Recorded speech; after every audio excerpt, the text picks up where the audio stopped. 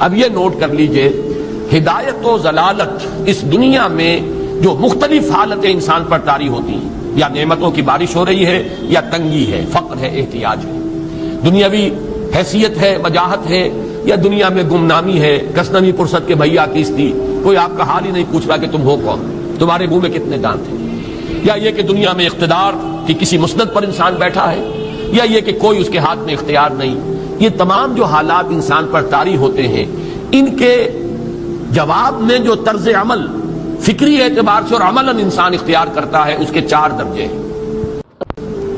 پہلا درجہ ہے انتہائی گمراہی، ضل ضلالا بعیدا۔ وہ کیا ہے؟ اگر عزت ہوئی، نعمتیں ملی، فلاں دیوی یا دیوتا کی نگاہ کرم ہے، اس کی کرپا سے یہ ہو گیا، اور اگر کوئی تکلیف آ گئی، مصیبت آ گئی، معلوم ہوتا ہے کہ فلاں دیوی یا دیوتا ہم سے ناراض ہو گیا، یہ کالی دیوی کی طرف سے کوئی مصیبت آ گئی ہے، یا یہ کہ یہ لکشمی دیوی کی نگاہ کرم ہے کہ ہمیں دولت مل گئی ہے۔ یہ تو ہے شرک۔ شرک ہونے کے اعتبار سے یہ ہے ضل ضلالا بعیدا، انتہائی پستی۔ اس پستی سے اوپر آئیں گے تو توحید کی پہلی منزل ہے۔ عزت دی اللہ نے دی، اگر کوئی تنگی آ گئی، فقر، تکلیف، کوئی ذلت، رسوائی، یہ بھی اللہ کی طرف سے۔ ایک اعتبار سے تو انسان ہدایت پر آ گیا، بڑی گہرائی تھی اس گندگی کی اور اس خباثت کی جو شرک جس کا نام ہے، اس سے انسان نکل آیا، نجاست سے۔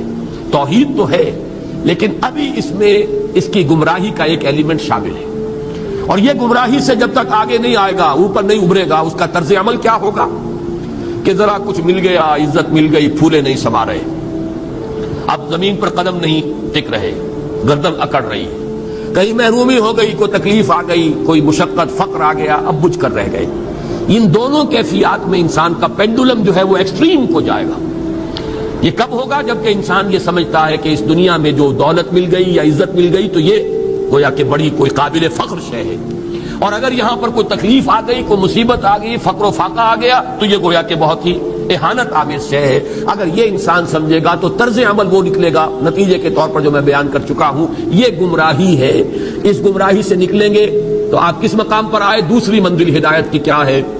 نہ یہ عزت ہے نہ یہ ذلت ہے، دونوں حیثیتیں برابر ہیں کہ یہ امتحان ہے۔ اسی لیے ان دونوں آیتوں میں ایک لفظ قدر مشترک ہے، اذا مبتلاہ، فاما الانسان اذا مبتلاہ ربہ فاکرمہ ونعمہ۔ یہ بھی ایک ابتلا ہے، آزما رہا ہے اللہ، کبھی وہ دے کر آزماتا ہے، کبھی چھین کر آزماتا ہے، کبھی فقر و فاقہ سے آزماتا ہے، کبھی وہ کثرت دولت اور کثرت مال سے آزماتا ہے، کبھی وہ صحت دے کر آزماتا ہے کہ یہ قوت اور توانائی اور صحت جو میں نے دی ہے یہ اس میں کیا کرتا ہے، کبھی وہ مرض کے ذریعے سے آزماتا ہے کہ صبر کرتا ہے کہ نہیں کرتا۔ ہمارے لیے شکوہ اور شکایت تو اس کی زبان پر نہیں آ جاتی، نالا اور شیون تو نہیں آ جاتا، تکلیف جھیلتا کہ نہیں جھیلتا، اس میں تحمل ہے کہ نہیں ہے، تو صبر کرتا ہے یا شکر کرتا ہے۔ یہ دونوں کیفیات در حقیقت اس اعتبار سے مساوی ہے، یہ بھی امتحان، یہ بھی امتحان۔ یہ حقیقت جب سامنے ہوگی، اب وہ پینڈولم جو ہے وہ بہت کم ہو جائے گا، یعنی انسان میں طبعی طور پر تو ایک اثر ہوتا ہے غیر اختیاری، کسی چیونٹی نے کاٹا آپ کے پاؤں پر، آپ اپنا پاؤں ہٹا لیں گے، اس میں کوئی ارادہ نہیں، یہ ریفلیکس ایکشن ہے، غیر اختیاری فعل ہے۔ اس حد تک تو انسان ضرور متاثر ہوتا ہے، اس سے تو کوئی انسان جو ہے وہ بلندر نہیں ہو سکتا۔ حضرت ابراہیم رضی اللہ تعالیٰ عنہ، حضور کے وہ نومولود فرزند، انتقال جب ہو رہا تھا، آپ کی آنکھوں میں آنسو آ گئے۔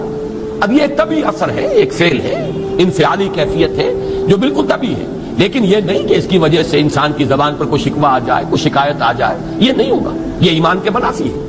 اسی طریقے سے اگر کوئی خوشی ہوئی ہے تو چہرے کے اوپر ایک نکھار آ جائے گا، تبسم آ جائے گا، اس سے زائد نہیں۔ اس حد تک تو یوں سمجھیے کہ انسان کا طبعی تقاضا ہے۔ اس سے زیادہ یہ پینڈولم اگر سوئنگ کر رہا ہے تو گویا کہ اس حقیقت سے انسان محجوب ہے کہ یہ بھی امتحان ہے، یہ بھی امتحان ہے، جو ہم سورہ حدید میں پڑھ چکے ہیں۔ ما اصاب من مصیبت فی الارض ولا فی انفسکم الا فی کتاب من قبل ان نبراها ان ذلک علی اللہ یسیر لکی لا تعصوا علی ما فاتکم ولا تفرحوا بما آتاکم۔ اللہ تمہیں کچھ دے تو اتراؤ مت، اللہ تم سے کچھ چھین لے تو اس کے اوپر افسوس مت کرو۔ یہ نتیجہ ایمان کا نکلنا چاہیے۔ اگر تمہیں ایمان ہے اللہ پر، اگر تمہیں یقین ہے کہ جو کچھ ہوا ہے اللہ کے اذن کے بغیر نہیں ہوا، اگر تمہیں یقین ہے کہ اللہ نے جو میرے لیے طے کیا ہے اس میں میرے لیے خیر ہی ہے، چاہے فی الحال، فی الوقت، فوری طور پر مجھے ناگوار محسوس ہو رہی ہے بات، لیکن یقیناً میرے لیے اس میں خیر ہے میرے رب کی طرف سے کہ ہر ساقی ما ریخت عین الطافس. ہم تو شارٹ سائٹڈ ہیں، ہم دیکھ نہیں سکتے کسی شے کو، ہم اس کے ظاہر کو دیکھ کر گھبرا اٹھتے ہیں کہ یہ تو تکلیف آ گئی، کیا پتا اسی کے پردے میں اللہ کی رحمت آ رہی ہے.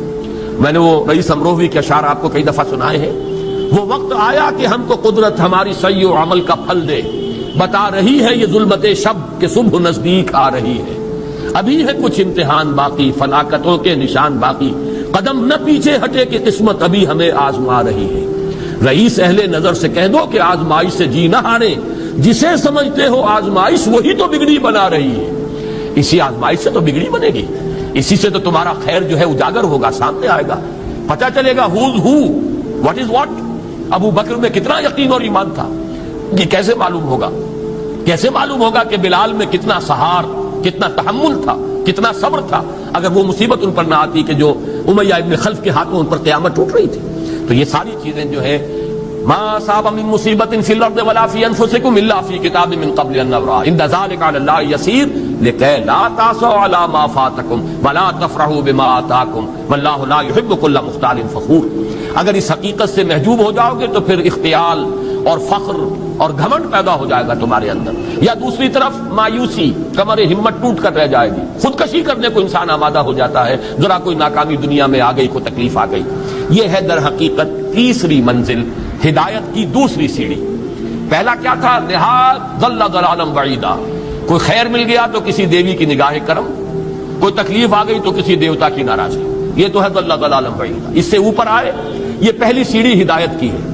عزت ہے تو اللہ کی طرف سے، اور اگر کوئی ذلت ہے، تنگی ہے تو اللہ کی طرف سے. یہ ہدایت کا آغاز ہو گیا، یہ توحید کی بنیادی منزل ہے. اس سے اگلی منزل، یہاں کی ذلت ذلت نہیں، یہاں کی عزت عزت نہیں. ذالک یوم التغابن، ہار اور جیت کے فیصلے کا دن تو قیامت کا دن ہے. وہاں معلوم ہوگا جس کو اس روز عزت ملی وہ عزت والا ہے، جو اس روز ذلیل ہو گیا وہ ذلت والا ہے. یہ تو امتحان ہے، دارالامتحان ہے. خلق الموت والحیات لیبلوکم ایکم احسن عملا، یہ تو دارالامتحان ہے. امتحان ہونے کے ناطے دونوں برابر ہیں. اس سے اوپر ہے ایک چوتھی منزل، ہدایت کی تیسری منزل. وہ کیا ہے؟ عام طور پر انسان یہ سمجھتا ہے کہ یہ جو آزمائش ہے تنگی کی اور فقر و فاقہ کی، یہ سخت تر آزمائش ہے، اور نعمتوں کی بارش ہو تو یہ آسان آزمائش ہے. یہ بھی ابھی گمراہی کا ایک پرت جو ہے اس کی باقی ہے.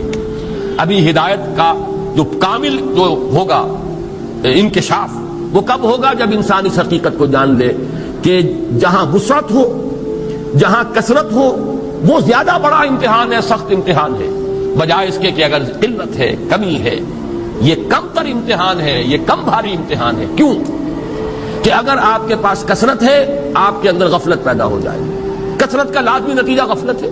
نہ کوئی غم کرو نہ خوف، خوشیاں مناؤ جنت کی جس کا تم سے وعدہ کیا گیا تھا.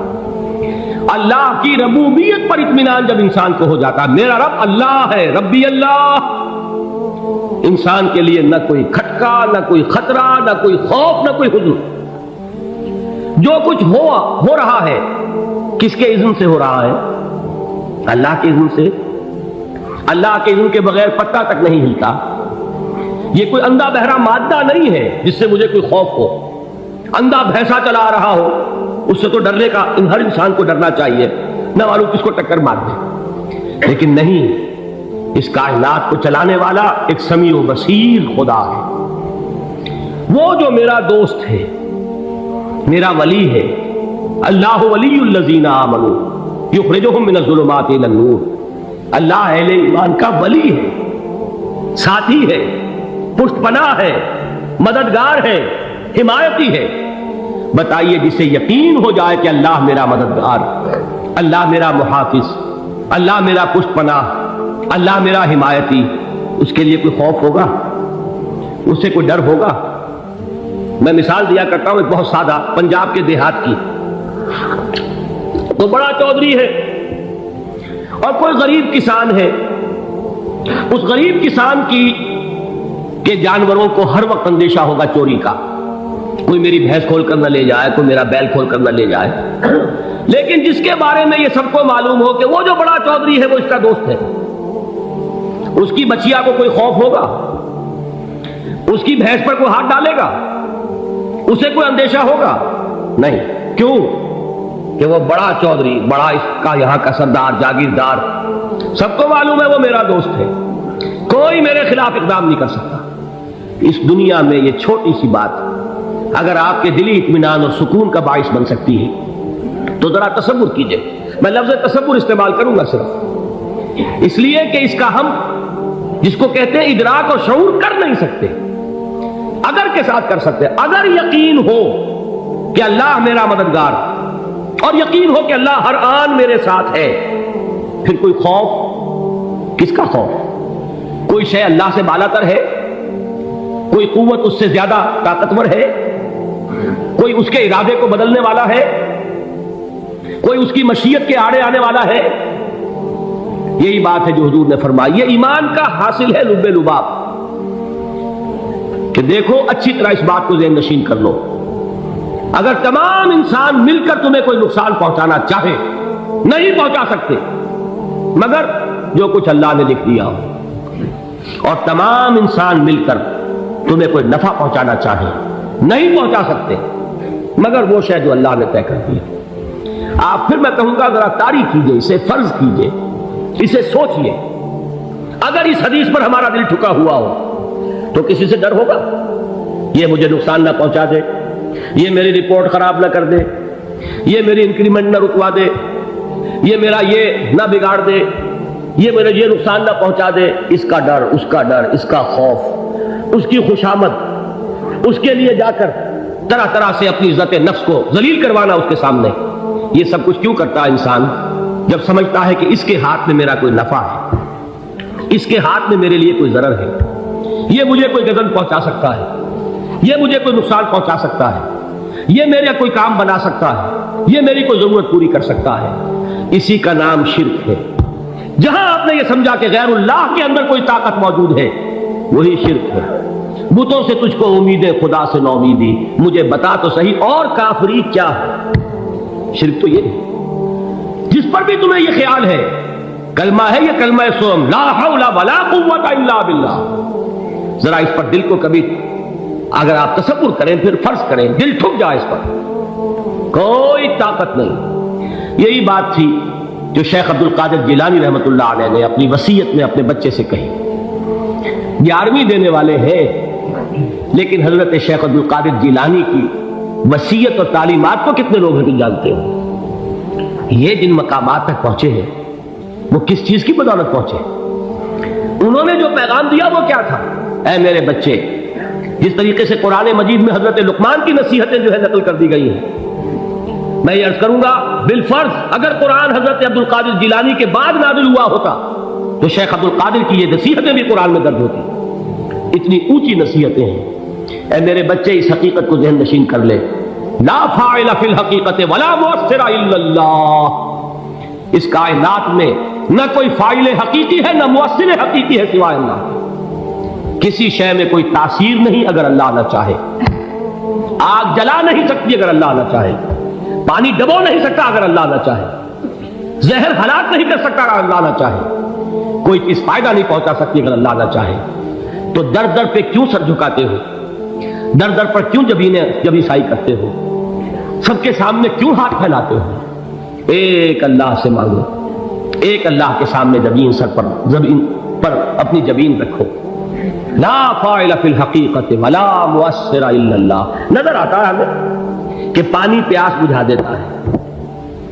پیاس بجھانے کی صلاحیت پانی میں نہیں ہے، اللہ کے اذن سے. کھانا بھوک مٹا دیتا ہے، بھوک مٹانے کی صلاحیت کھانے میں نہیں ہے، اذن رب میں. دیکھیے یہی یقین تھا. حضرت موسیٰ علیہ السلام کا واقعہ یاد کیجئے. سامنے سمندر آ گیا ہے، قوم دیکھتی ہے پیچھے کہ گرد و غبار کا طوفان. معلوم ہوا کہ فرعون اپنے لشکر سمیت آ گیا. لشکر جب چلتا تھا تیز رفتاری کے ساتھ تو گرد و غبار کا جو طوفان اٹھتا تھا اس کا تصور کیجیے، اور لمحہ بلمحہ وہ قریب آ رہا ہے. پوری قوم نے کیا کہا؟ اے موسیٰ انا لمدرکون، اے موسیٰ ہم تو پکڑے گئے. قرآن مجید میں تو یہاں وہ باتیں نہیں لکھی ہیں لیکن تورات میں یہ درج ہے کہ بنی اسرائیل جھگڑنے لگے، دست و گریبان ہو گئے موسیٰ کے ساتھ. موسیٰ نے یہاں مروایا لا کر، اس سے تو ہم وہیں بہتر تھے، وہاں کھانے کو ملتا تھا، زندگی تو تھی، بیگار ہم کر رہے تھے، موت تو نہیں تھی۔ اب جو کچھ ہوگا اس کا تصور کرو، جس طریقے سے ہمارے ٹکڑے اڑائے جائیں گے۔ تو لڑ رہے ہیں حضرت موسیٰ علیہ السلام سے، یہ تورات کی تفصیل ہے۔ قرآن میں صرف اتنا آیا ہے، پریشان ہو کر انہوں نے کہا انا لمدرکون، موسیٰ ہم تو پکڑے گئے۔ اس وقت موسیٰ کا جواب کیا ہے؟ کلا ان معی ربی سیہدین، نہیں، میرے ساتھ میرا رب ہے، وہ راستہ دے گا۔ بتائیے کہاں راستہ نظر آ رہا ہے؟ یہ ہے ایمان بالغیب۔ راستہ نظر نہ آئے تب اللہ پر یقین ایمان ہے، جیب میں پیسے ہوں اور تب دل کو اطمینان ہے، تو ایمان کس پر ہوا؟ پیسے پر، اللہ پر نہیں۔ جب وسائل و ذرائع نہ ہو اور پھر یقین ہو کہ اللہ مسبب الاسباب ہے، وہ اسباب کا پابند نہیں ہے، وہ اسباب کا محتاج نہیں ہے، اسباب اس کے محتاج ہے۔ اگر یہ یقین ہے تو اللہ پر ایمان ہے، یہ نہیں ہے تو تمہارا ایمان اسباب پر ہے، وسائل پر ہے، ذرائع پر ہے، مادیات پر ہے، اللہ پر نہیں۔ اس وقت کہاں راستہ تھا؟ کوئی راستہ تھا؟ سمندر ہے اور ادھر سے لشکر آ گیا ہے۔ کلا ان معی ربی سیہدین۔ اب دیکھیے ایمان کہہ دینا آسان ہے، ہوا معکم اینما کنتم، جہاں کہیں بھی تم ہوتے ہو اللہ تمہارے ساتھ ہوتا ہے، لیکن اس کا یقین قائم ہو جائے تو زمین و آسمان کا فرق واقع ہو جائے۔ یہی بات ہوئی حضور کے ساتھ۔ غار ہے، چھپے ہوئے ہیں محمد رسول اللہ اور آپ کے وہ یار غار ابو بکر صدیق رضی اللہ تعالی عنہ۔ اقبال نے حضرت ابو بکر کی شان میں چند اشعار کہے صرف، لیکن واقعہ یہ ہے کہ بھاری بھاری نظموں پر اور قصیدوں پر بھاری ہے، طویل ترین نظمیں اور قصیدے ہوں ان پر بھاری ہے۔ ہمتیں ابو بکر کی ہمت جو ہے، کشت ملت را چوں ابر، جیسے بارش سے کھیتی اپجتی ہے، ابو بکر کی ہمت اور عزیمت اس امت کو اسی طرح سینچنے والی ہے۔ ثانیے اسلام و غار و بدر و قبر، وہ دوسرے تھے اسلام میں، دوسرے پہلے کون تھے؟ انا اول المومنین، حضور کی بات ہے، سب سے پہلا ایمان لانے والا میں، دوسرے ابو بکر۔ ویسے ہمارے ہاں یہ چلتا ہے اختلاف، حضرت علی پہلے ہیں کہ حضرت ابو بکر پہلے ہیں، لیکن اس میں بڑی خوبصورت تطبیق قائم کی ہے علماء نے اور بہت صحیح ہے۔ چار کے بارے میں فیصلہ ہی مت کرو کہ کون پہلے، ان کی ایک عجیب تقسیم کر دی ہے۔ آزاد مردوں میں، بالغ مردوں میں سب سے پہلے ابو بکر، بچوں میں سب سے پہلے علی، خواتین میں سب سے پہلے خدیجہ، اور غلاموں میں سب سے پہلے زید بن حارثہ۔ بڑی پیاری تقسیم ہے، یہ چاروں ہی پہلے ہیں، ہر ایک کے لیے اولیت ہے۔ اور واقعہ یہ ہے کہ اگر زمانی اعتبار سے تعین ہوگا تو پہلے خدیجۃ الکبریٰ آئیں گی رضی اللہ تعالی عنہ، کسی اور سے بات کرنے کی نوبت بعد میں آ سکتی ہے، پہلے تو اہلیہ محترمہ سے بات ہوئی، آتے ہی پہلی وحی ہوئی ہے، ابھی تبلیغ کا حکم نہیں تھا۔ کس کو بتایا واقعہ؟ ابھی اپنی نبوت کی تبلیغ کا تو حکم ہی نہیں آیا، واقعہ کس کا ہے؟ وہ خدیجہ کا ہے۔ جب کہا ہے کہ خشیت علی نفسی، مجھے اپنی جان کا اندیشہ ہے، تو کیا جواب دیا خدیجہ نے رضی اللہ تعالی عنہا؟ وہ صدیقۃ الکبریٰ ہے، صدیقات جو ہے خواتین ان میں چوٹی پر خدیجۃ الکبریٰ ہے رضی اللہ تعالی عنہ، اور صدیق جو مرد ہیں ان میں صدیق اکبر ہے ابو بکر صدیق رضی اللہ تعالی عنہ، لیکن صدیقات میں چوٹی پر۔ جب حضور نے فرمایا خشیت علی نفسی، کیا فرمایا، کیا عرض کیا، کیسے تسلی دی؟ نہیں، اللہ آپ کو ضائع نہیں کرے گا، آپ غریبوں کے ہمدرد ہیں، آپ مساکین کے تکالیف رفع کرنے والے ہیں، آپ بیواؤں کی سرپرستی کرتے ہیں، آپ مسافروں کی خدمت کرتے ہیں، اللہ آپ کو ضائع نہیں کرے گا۔ یہ یقین ہے اس خاتون کے اندر۔ خیر وہ ایک علیحدہ بات ہو جائے گی۔ میرے دل پر حضرت خدیجہ رضی اللہ تعالیٰ عنہ کی شخصیت کا بڑا گہرا نقش ہے، جو وہ کوئی اور ہی وقت اور موقع ہوا تو بیان ہوگا۔ بہرحال اقبال نے ایک مصرے میں جو چار اولیتیں جمع کر دی ہیں، ہمتیں کشت امت را چو ابر، ثانی اسلام و غار و بدر و قبر۔ اسلام میں حضور کے بعد پہلے کون؟ ابو بکر۔ غار میں حضور کے ساتھ کون؟ ابو بکر۔ بدر کی رات اللہ کا رسول سرب سجود وہ جھاڑ وہ گھاس پھوس کی جو جھوپڑی بنائی گئی تھی اور وہاں تلوار ننگی لے کر پہرا دینے والا کون؟ ابو بکر. اور اس حجرہ عائشہ میں محمد کے بعد سب سے پہلے دفن ہونے والا کون؟ ابو بکر رضی اللہ تعالی عنہ صلی اللہ علیہ وسلم. وہ جو معاملہ میں سنا رہا تھا غار ثور کا، حضرت ابو بکر بھی حضور کے خیال سے لرز گئے ہیں. آپ کو یاد ہوگا کہ جا کر پہلے تمام جتنے سوراخ تھے انہیں بند کیا ہے. ایک سوراخ رہ گیا تھا جس کو بند کرنے کے لیے کوئی کپڑا نہیں تھا. وہاں اپنی ایڑی رکھی ہے، تب کہا ہے حضور سے تشریف لائیے، اور اپنے زانو پر حضور کو لٹایا ہے. اور وہاں کسی موذی جانور نے کاٹا ہے، حضور کی آنکھ لگ گئی تھی. اس وقت اس بل کے اندر جو بھی بچھو ہے کیا ہے واللہ عالم، اس نے کاٹا ہے. اس کی تکلیف کی وجہ سے ابو بکر کی آنکھوں سے آنسو ٹپک گئے. حضور کے چہرے مبارک پر پڑے ہیں تو حضور جاگے ہیں، معاملہ کیا ہے؟ ایڑی نہیں ہٹائی وہاں سے، مبادا وہ جانور وہاں سے نکل کر محمد الرسول اللہ کو کوئی گزن پہنچا دے.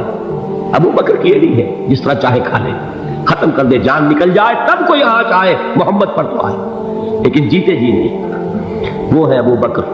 حضور کے خیال سے اس وقت حضور نے پھر اپنا لعاب دہن لگایا ہے اور اس سے پھر آپ کی تکلیف ختم ہوئی. جیسے خیبر میں حضرت علی کی آنکھ دکھ رہی تھی، اس کو جو شفا حاصل ہوئی ہے وہ بھی حضور کے لعاب دہن سے ہوئی. تو بہرحال اس وقت انہوں نے کہا ہے کہ اے نبی یا رسول اللہ، اگر اس وقت ان میں سے کسی نے غیر ارادی طور پر بھی اپنے قدموں کی طرف جھانک لیا تو پکڑے جائیں. کیا جواب تھا اللہ کے رسول کا؟ لا تحزن ان اللہ معنا.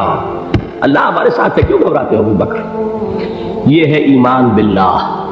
میرا مالک اللہ، میرا رازق اللہ، میرا محافظ اللہ، میرا مددگار اللہ، میرا پشت پناہ اللہ، میرا دوست اللہ.